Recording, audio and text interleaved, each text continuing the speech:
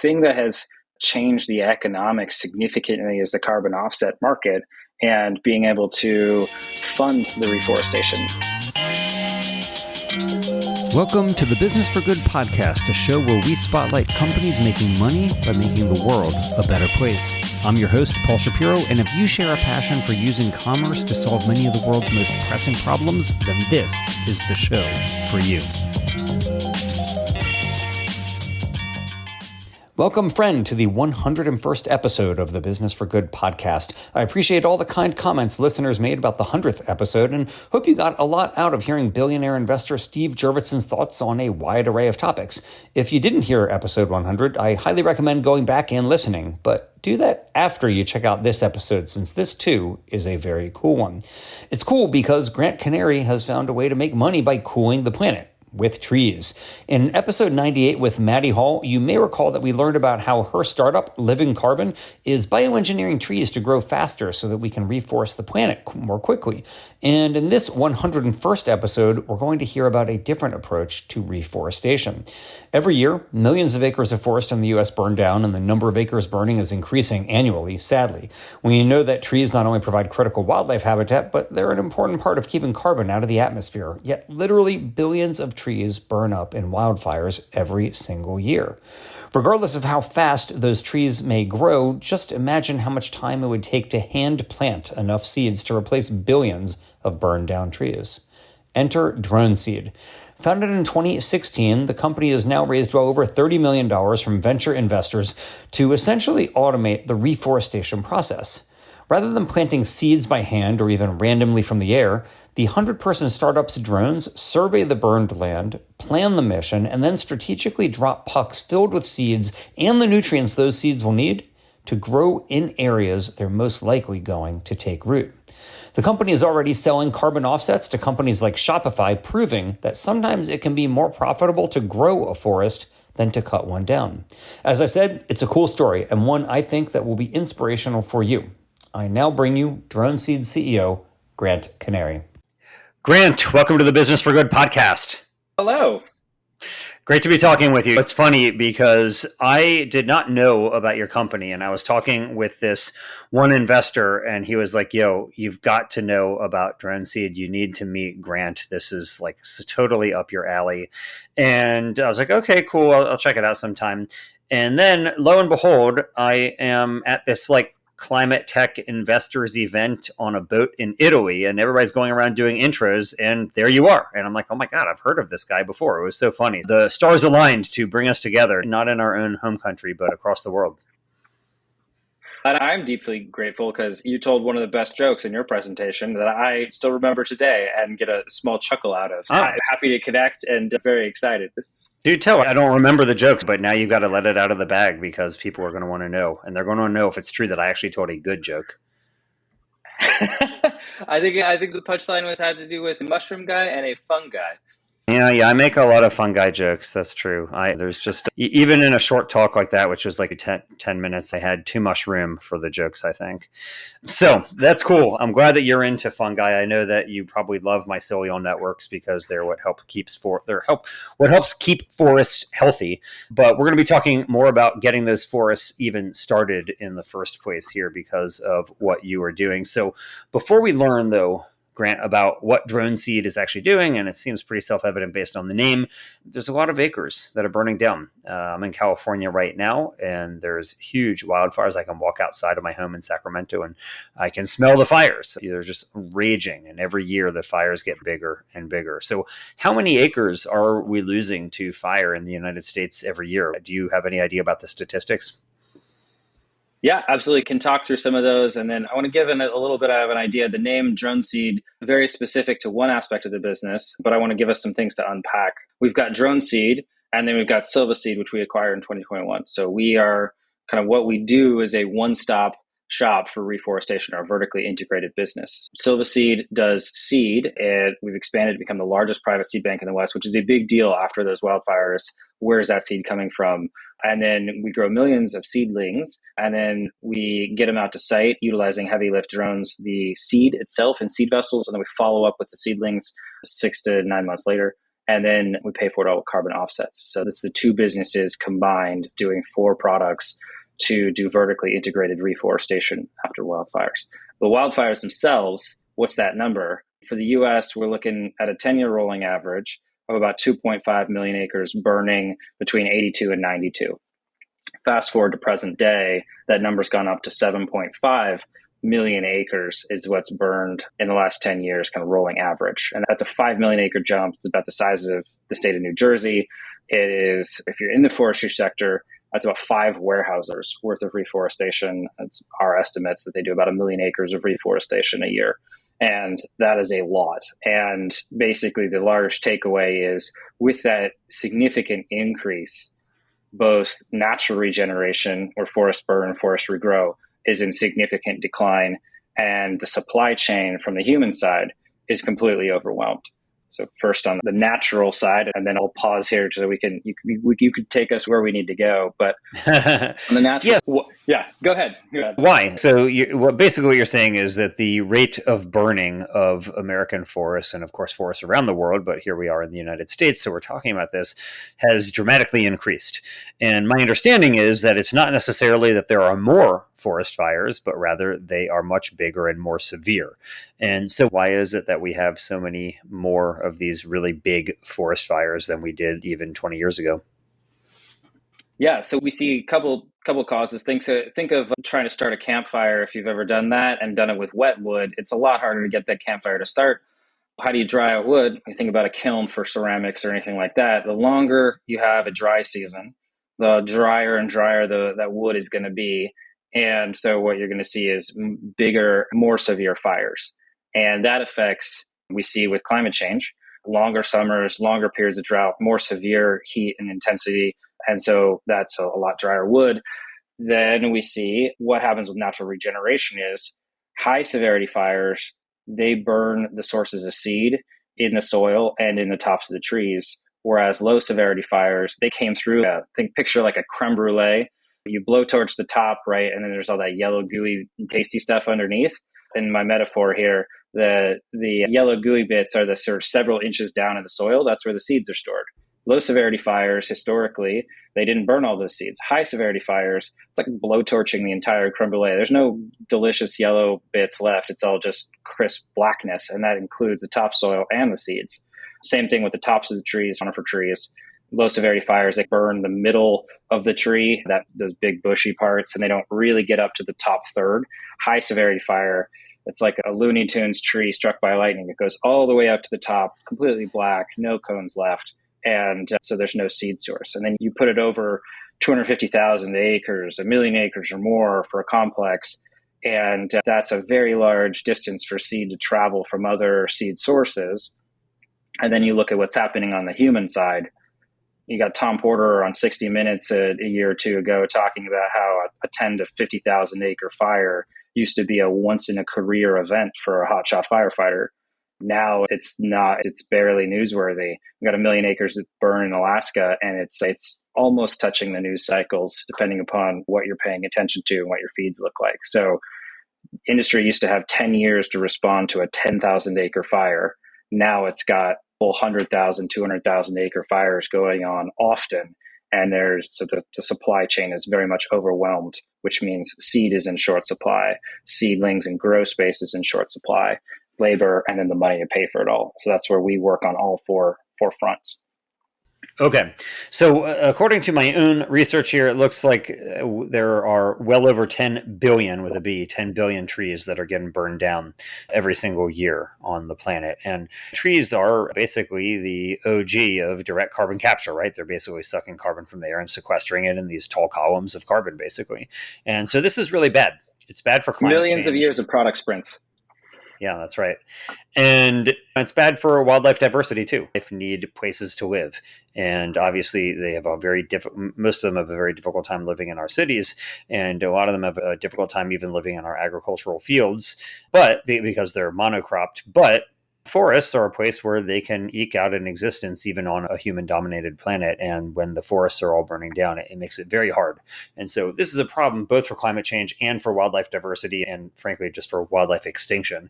And so the question is, because of climate change, we're going to have these more and more severe fires. So what can we do?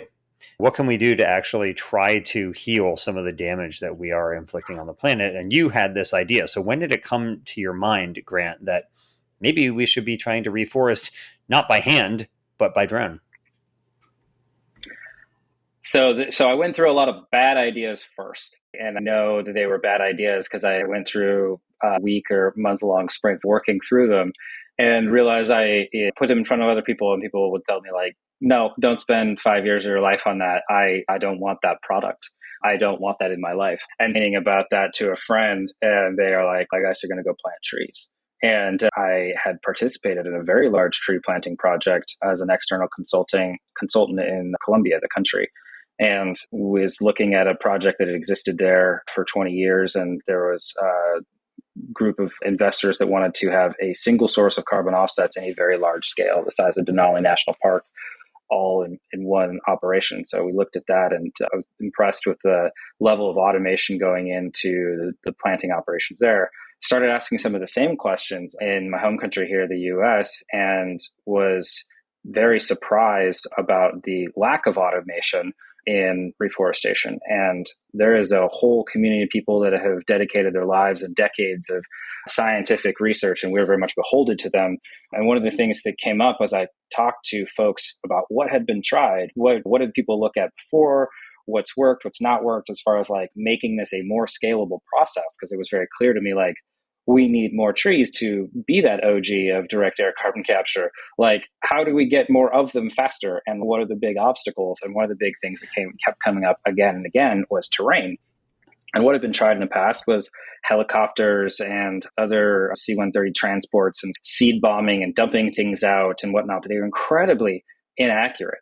And so where we got started was, well, flying and navigating that terrain quickly. But then also drones have this ability. We fly drones that are about 8 feet in diameter and carry a 57-pound payload. They can very much precision target where we're dropping the seed vessels. And so that became the focus of the company and remains the focus of the company, although we've expanded because there are other bottlenecks in the reforestation pipeline. What were you doing before, though? You're talking about how you were thinking about starting this company to reforest the planet, but what were you doing that you would even have the idea that, oh, I should start my own company? So few people do that. Yeah, everything I've ever done has been in sustainability. And as it often occurs, I had a high school English teacher that helped me figure out what was my reason to exist. What was my purpose, to borrow from the Broadway play Avenue Q. And I looked at it and I was like, I see that like climate change is the problem that all other problems report to. It's the first order. It's the thing that there are so many problems that are super important that we work on that we could all agree on. And the people working on them, whether they're in medicine, whether they're in autonomy and democracy, and how do people collaborate as a society, et cetera, they're not going to get any more time on the clock to solve those problems if we don't mitigate the worst effects of climate change. And so that became to me like where I started to look and go, okay, so I worked in US Green Building Council, a couple other home energy certification companies. I worked with Vestas Wind Energy, who sent me around the world to China, Denmark, the United States, doing change management projects, working in construction, working in spare parts and repair, working in sales, like really doing hey, what does this look like? How does this business grow? And then very non-traditionally, did my master's degree at Universidad de la Sabana in Bogota, and built a company there taking food waste, feeding it to maggots. So I hold that distinguished title of maggot farmer, and turning it into industrial protein for fish feed. Because on the one hand, my master's thesis was looking at we're overfishing the small fish populations, and with the economics of that, the inelasticity, et cetera, and we're utilizing it to feed salmon, which are fish being one of the most efficient forms of food conversion other than plant-based. And that price is going to go up. Could we do that with food waste, which is a waste product for good and bad reasons, and create something that we would have more food supply and a more sustainable balance? And built a pilot facility, imported the equipment, hired the research teams in Bogota. This is sort of the reason and the philosophy of why I started to get going, and then also my path. And hopefully that's helpful to others as they're looking at things. And I think kind of just followed that as my reason to exist over and over. I looked for what were the options for me to do something on sustainability. And then leaving that company, really wanted to do something to focus on how do we remove carbon from the atmosphere? Because we've already put so many emissions up there. Even if we were magically all net zero tomorrow, we'd still go through all the effects of climate change because there's so much pollution already in the atmosphere. So that's for me where I got my path there. So let me ask you something, Grant. So you're very concerned about climate change. You're very concerned about all the emissions that are in the atmosphere. And so you decide that you want to reforest. Is that enough? Is reforesting sufficient to deal with the emissions that we already have emitted, or do we need something more than that? Oh, absolutely not. Trees are not a silver bullet. So let me just go on record. And I get so frustrated when people want to be mad at people working on trees. It is reforestation, protecting existing trees is not a silver bullet for mitigating the worst effects of climate change.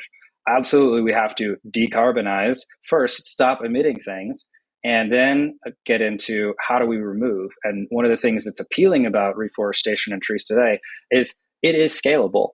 It is scalable. It is cost effective. It is an evolved product through, I made the joke earlier, through all thousands, millions of years of product sprints by nature to evolve one of the most efficient organisms that I've made this joke earlier, but if I told you had a robot that would self-construct and then self-replicate while doing its function, you'd be terrified. You'd be starting to think about Terminator or otherwise. But that's what a tree is doing. And that's a very efficient way to capture carbon. And so very excited about that. But it is an all hands on deck. We need all of the options for both decarbonization as well as what are all of the ways to remove carbon out of the atmosphere, whether they be mechanical, whether they be biological or otherwise. Yeah, and there's non-climate benefits as well. They do provide a lifeline for wildlife, as I mentioned earlier. It's climate change mitigating, but it's also providing somewhere for wild living animals to exist. So there's many benefits to having more trees for sure. So Grant, you had an earlier startup. You had this successful exit from it. And then you're thinking, okay, what can I do to reforest the planet? And you have this idea that, look, it's going to take forever for us to do this by hand, and helicopters aren't going to be able to do the trick either. And so you came up with this idea about basically having drones do this. But what did you do first? You'd already been through one entrepreneurial rodeo, so presumably you knew something about running a company. But what was your first step? Did you just go out to investors who had invested in your previous company? What did you do when you actually had the idea and then decided that you wanted to execute on it? Yeah, I think it wasn't a light bulb moment. It wasn't oh, this is what I'm doing. In some regards, it's, oh, this is really cool. But I had a number of ideas, and I was reading Eric Rye's Lean Startup, quintessential product management book, listening to Hard Thing About Hard Things, which the entrepreneurial journey there really resonated with me. It's hard. It's not easy. And I think I just kept wading deeper into it. So where I got started was, okay, talk to everybody that I could find in my network that had anything to do with forestry and ask them everything I could to put together the ideas, and then start to look at all of the research that I could put together about, if I have to make the case that to myself, I'm thinking about myself as my first investor, I'm going to spend 5-10 years, which I had in the last business, 9, building this business.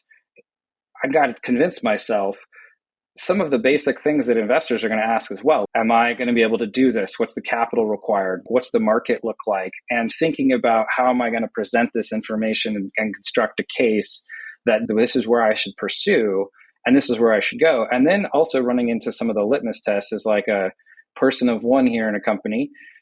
Can we build this thing? Can I get this off the ground? Are there some goals here that from an engineering standpoint are breaking laws of physics or otherwise going to cause a lot of difficulty that's going to cause this business to fail? And so starting to look at a lot of those, working out basic prototypes of what is a drone, what's capable in the drone space. This is not I'm a drone guy looking for a problem. This is very much I have a problem and I'm looking for what's the best way to create a solution for more scalability based off of all of the people in this community who have already spent their livelihoods building the body of knowledge and how can I add to it. And then if I identify, great, here's how I think I can add to it. How do I test that? Very cool. Very cool. So you've done a lot of testing. You guys are not just dropping seeds randomly from drones, as you alluded to. I know that you guys have several steps in the process. So what is the actual process that drone seed is going through? It's not just like you put a bunch of seeds on a drone and just go willy-nilly drop them and they might fall on asphalt or rocks or anywhere else where they're not going to grow, right? Yeah, it's a 3-step process. So I think let's start at the very beginning with wildfire. With wildfire, land manager, whether it's a timber company, whether it's a nonprofit like the Nature Conservancy, whether it's a tribal nation, small family forests, state and federal agencies, all land managers, all affected by fire. The first thing they're going to be looking for is, okay, do we have seed? Do we have a space to grow it, et cetera? So we receive a lot of web inquiries after fires from those land managers. And what we do is we do a series of evaluations, start to put together the economics. And then really what we want to do to get to the drone part is we want to get out there and we want to first survey with a step 1 of 3, survey the area, survey with a smaller aircraft, utilizing LiDAR, utilizing multispectral imaging. We'll build a 3D terrain map. And that terrain map, what we're doing there is first, don't run into things, existing trees that are burned on site, the contours of hills, et cetera. And number 2, where are things going to grow? The areas that things might grow well might be obvious to us, but we've got to create a comprehensive map very quickly. So let's avoid any existing, blackberry bushes that may have survived the fire. We want to avoid gravel patches, roads, other things. Step 2, take that and at about a 3rd-acre scale, remove all those areas we don't like and create all the pre-programmed flight paths for our aircraft. Step 3, go out to site, 2 trucks, 2 trailers, 6 aircraft. And what we're doing is we're flying 2 to 5 aircraft at a time. So heavy lift swarms. And the aircraft they're about 8 feet in diameter, carry out 57-pound payload of seed vessels, which we've manufactured in Seattle. And what we're doing is we're flying those pre-programmed routes and dropping those seed vessels.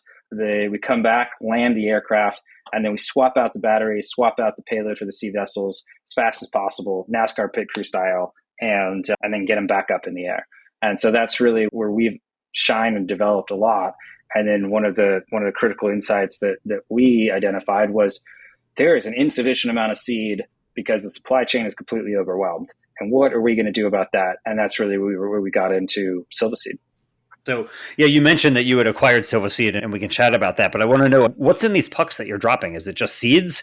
What are you actually putting in there? Is there something else that helps them to make sure they have a better chance when they start out in life?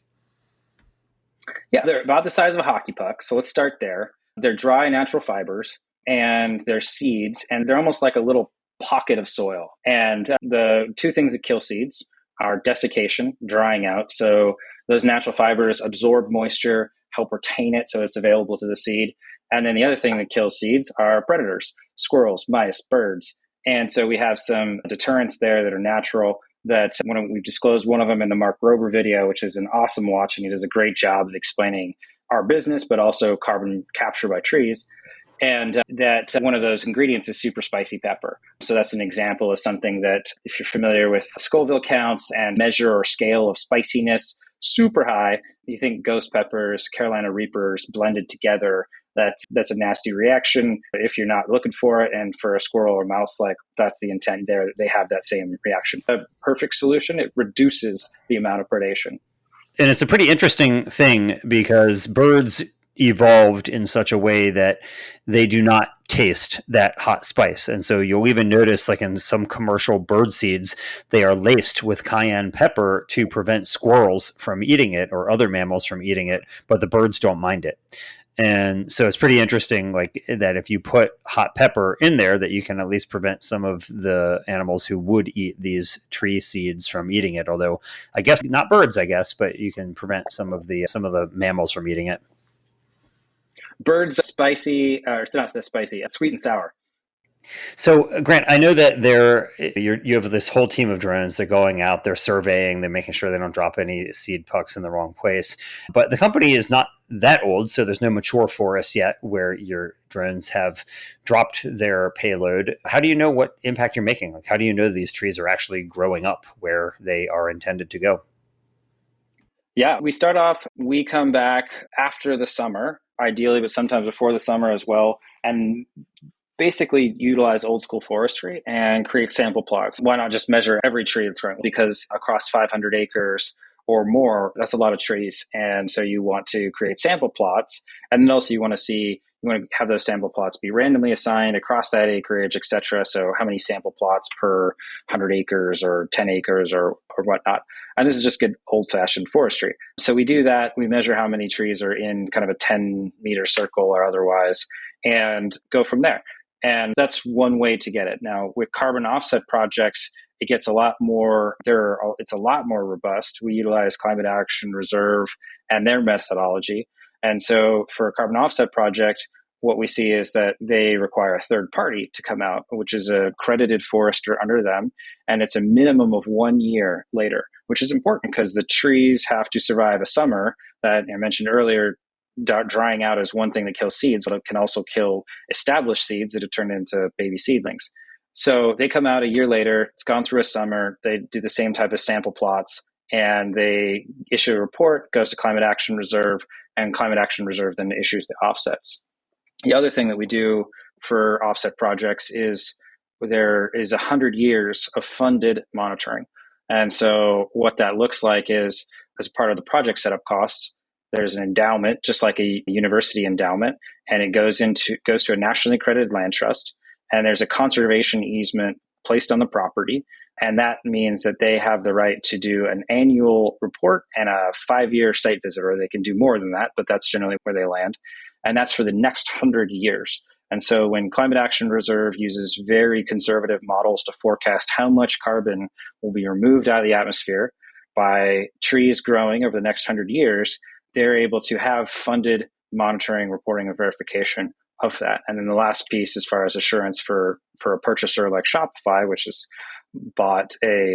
announced that they purchased a significant quantity of offsets from us, they know that if there is a fire or beetle kill or other reversal, all of the projects under Climate Action Reserve's methodology will be in a future. Right now, we're the first of 8 projects.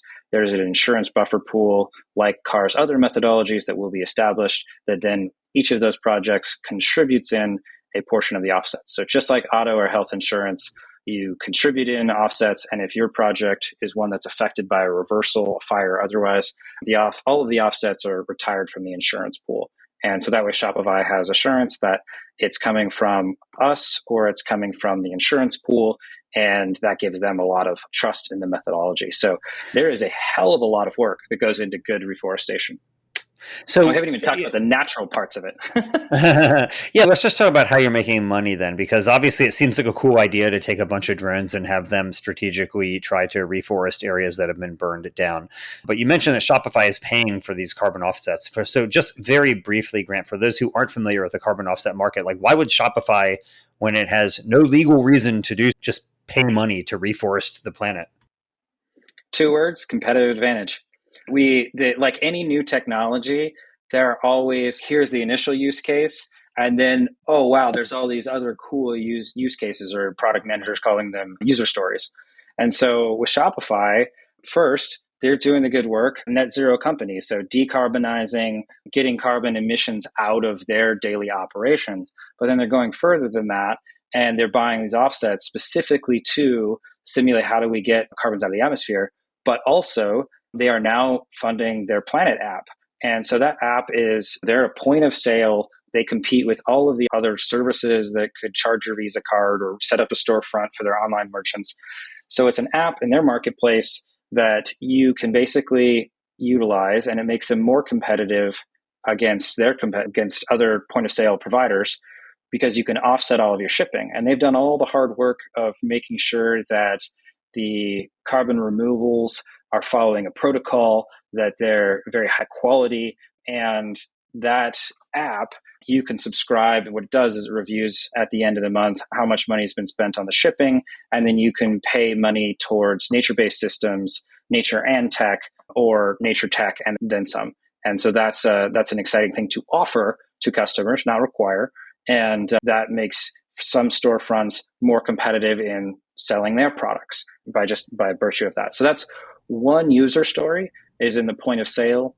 There's a whole bunch of others in everything from real estate to airlines, maritime shipping, tech, with competing for talent, both internally and competing for customers. That's the one I think most people are familiar with. But if you're an Apple, Google, Facebook, or otherwise just involved in tech, one, you've got to compete for the best talent, and that is being a more sustainable company. There's a number of surveys out there that people will take a lower paying job to have a bigger impact on the future and sustainability. They will take a 5 to 10K pay cut, and that's a big deal. Not that they should have to. In fact, I think in some cases you're seeing it go the other direction. And then the other is that they're selling watches, cars, rockets, whatever.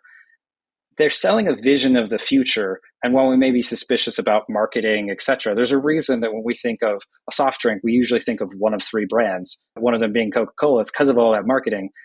If you're selling that vision of the future, that vision of the future has to talk about climate change, regardless of if it's for a watch or a car or whatnot. And if it's not really a really true vision of the future. And so that fits within their branding, how you view or perceive them as a meta brand of, when I think of a company, what do I think of? And so they're competing for customers. On the real estate side, if you'll just let me keep going for one more, I think that one's exciting as well, where what we see is that you can see better interest rates on lending for building more housing or otherwise, because there is a stronger appetite for green bonds. Maersk saw this with getting shipping containers or ships for 12 new shipping container ships, rather. They got a better rate because the fuel source was cleaner. And there was an appetite for green bonds. And you see that in the opposite side of things with home and housing development. And then you also see it with tenant rates. Do the work on the HVAC, do the work on what's the carbon footprint, but there's going to be some sticky stuff like transport, et cetera, that's going to be real difficult to eliminate the emissions from today. And so that's where the offsets come in. And if you can communicate that effectively to your tenants, you can get a higher premium rate on the apartment or the condo or whatnot that you're leasing, buying, renting, selling, et cetera. And so that's exciting. So those are things that are pure competitive advantage. And then the thing that I'm most bullish about is the SEC proposed rule where all publicly traded companies must disclose their emissions for scope 1 and 2, we'll see, maybe 3, and then follow the same methodology. So it takes it out of the marketing department and puts it into SEC compliance, so Securities and Exchange Compliance Department. And so CFOs all of a sudden have to learn what are the methodologies for carbon accounting, and everyone has to follow the same one and disclose, which at present day, you would think with all the announcement that every company does this, most don't disclose. And I'm looking forward to seeing and hearing some earnings calls where we're looking at it and saying, dear CEO, CFO, whatnot, why are you more carbon intensive than your adjacent competitor doing the same business? And all of a sudden, there's an interest in decarbonizing, reducing your exposure to climate change, fuel pricing hikes, et cetera. And we've seen this in a Harvard Business Review, Ryanair in the compliance market, very much on its earnings call. It had bought a bunch of offsets in advance. The price had gone up significantly. And one analyst estimated it saved them about 10% on their profits for that period. So that's where I see things headed, and I'm very excited and bullish about that, in both incentivizing people to decarbonize and remove the source of emissions, and then also for those sticky parts that are going to be very difficult to get rid of, to purchase those offsets. So the carbon offsets are basically where your revenue is coming from, and in the future there may be some public policies like what you just mentioned that could also accelerate that. So that's why venture capitalists have viewed the company not just as a good deed, but as a good investment as well. And so, how much money, Grant, have you raised to date for Drone Seed? I'll share to give people an idea. We've raised $36 million in our Series A. And very pumped about those investors coming in that round. You mentioned earlier the source of revenue coming from the carbon offsets. That's a big driver of it. But we also grow millions of seedlings and collect a lot of seed and process it and make it available for communities affected by fire. So those are baseline revenues in existing businesses.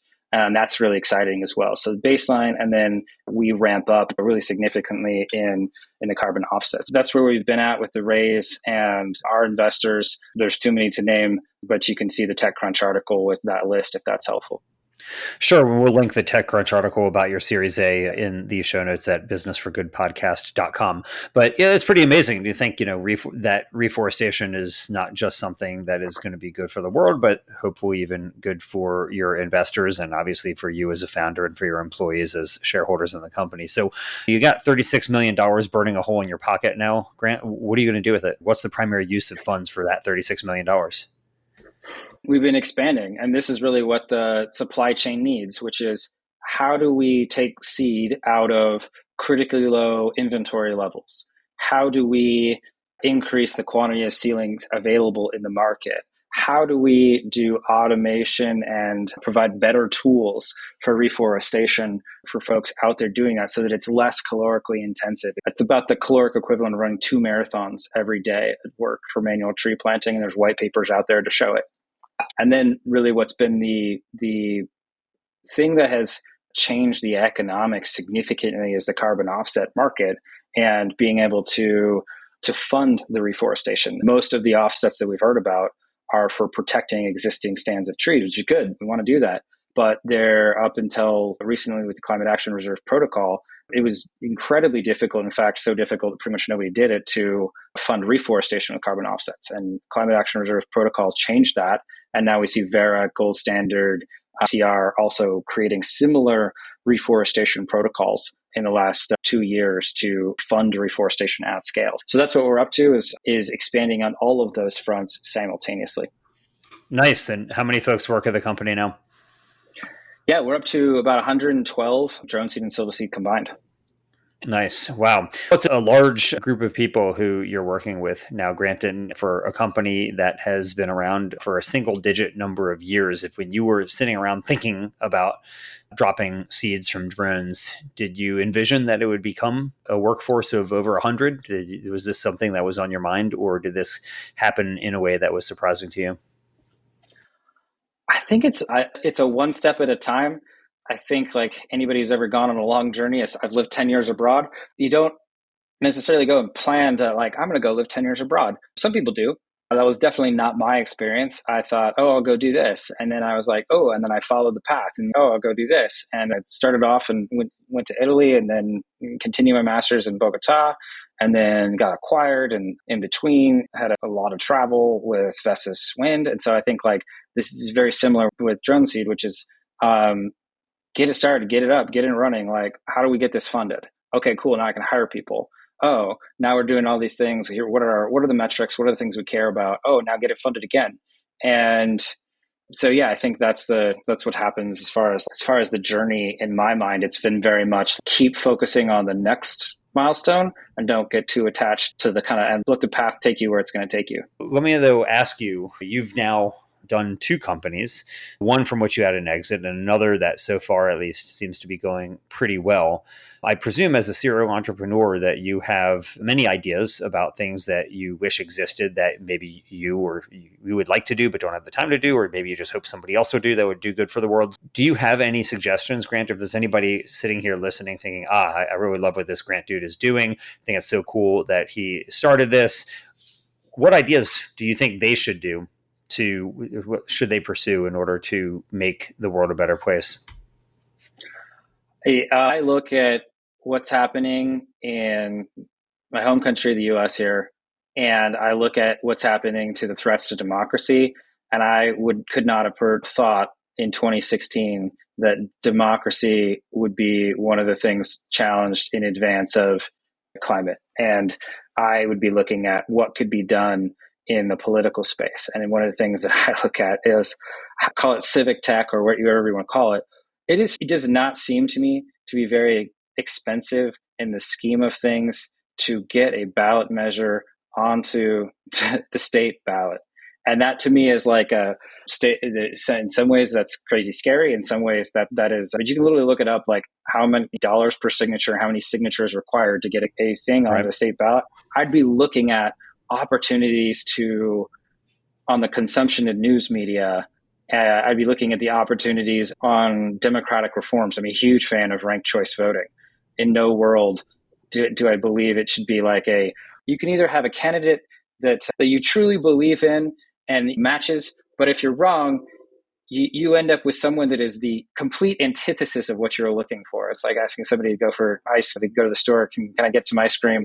And they ask you what flavor you want, and you're like, I'd like chocolate. And they're like, okay, cool, but if you don't get chocolate, you're going to end up with dog poop flavored ice cream. And that's just like the worst. And there's so many opportunities to fix that. And that's where I'd be focused. That's where I'd be looking. Okay. So maybe not even anything in the for-profit business world at all. You're talking about like political reforms here. I think there's a lot of opportunity in for-profit, in civic tech. And I'd be interviewing a lot of the people who, similar to our journey, I'd be interviewing a lot of the people who have dedicated their lives to public service and figuring out, like, why is everyone sitting in the room? They know the process is broken and they just don't feel for whatever reason they can fix it. And then I'd be using my entrepreneurial mindset to figure out, like, cool, I'm going to go at this. Let's see, what can I do to build small tests and figure out, like, might this work? Might this not? And that's where I'd be looking. And that's what's the journey we did with climate. And I'd love to have more people focused on all the climate opportunities. But that one to me is one that, what's the biggest impact we can make on climate? Voting and the US national budget, the federal budget, the state budgets. That is literally how we collectivize action. And we could make a huge impact there. And we're seeing some baby steps, but we need so much more, so much faster.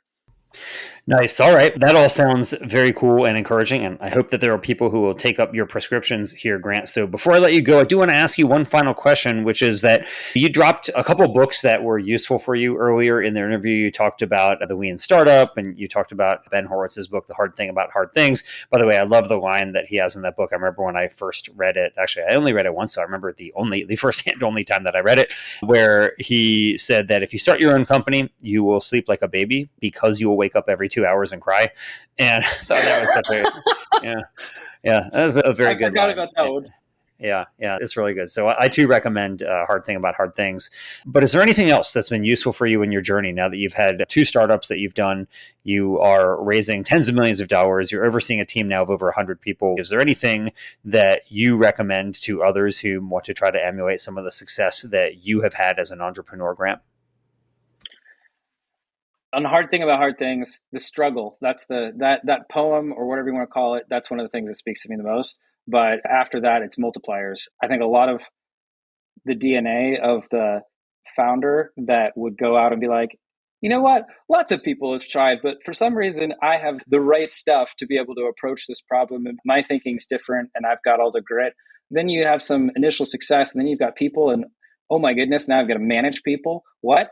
Like, some of those same advantages of having the courage to take on a big problem also turn into disadvantages in managing people. And I think multipliers for me was really helpful in speaking to how to multiply the effect of other people in the organization so that when you're in a meeting, you're actually amplifying. One example that stuck with me for a long time was a simple example from parenting that was given, which was like, look, when raising kids, you could be so much more successful and kids feel so much more empowered and happier is the thesis here. When you ask them the question, great, we're going to go, what do we do next? And when the kid can say, oh, we're going to go put on our coat and shoes and whatnot. Now, harder said than done, but that's different than, hey, small child, go put on your coat and shoes, which is more of a command form, etc. And that same example kind of brings up, and anyone listening to this can tell, I don't have kids, but that was an example that resonated with me as I now take out to the business environment.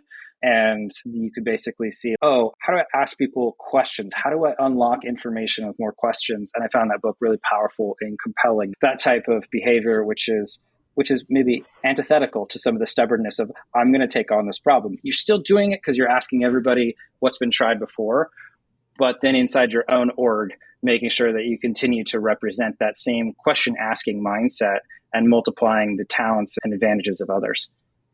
Okay, that's useful. We'll link as well to that in the show notes at businessforgoodpodcast.com. And Grant, I just want to say thanks. It was really great to get a chance to hang out with you in person. And I'm really happy to get a chance to hear and to hear your story and have you tell it also for the show's listeners. So I hope that you reforest many millions of acres that have been burned and that we can sequester a lot of carbon that you will be sucking from the air because of what you're doing, and will give homes to a lot of wildlife as well. So I thank you for what you're doing, and I will be rooting for your success as you continue to grow the company. Thank you for having me on, and I hope it's helpful to others in their journeys, whatever they may be, and being able to do similarly, make an impact, whether it be for climate or otherwise. So yeah, thank you for amplifying my voice. Appreciate it. Thanks for listening. We hope you found use in this episode. If so, don't keep it to yourself. Please leave us a 5-star rating on iTunes or wherever you get your podcast. And as always, we hope you will be in the business of doing good.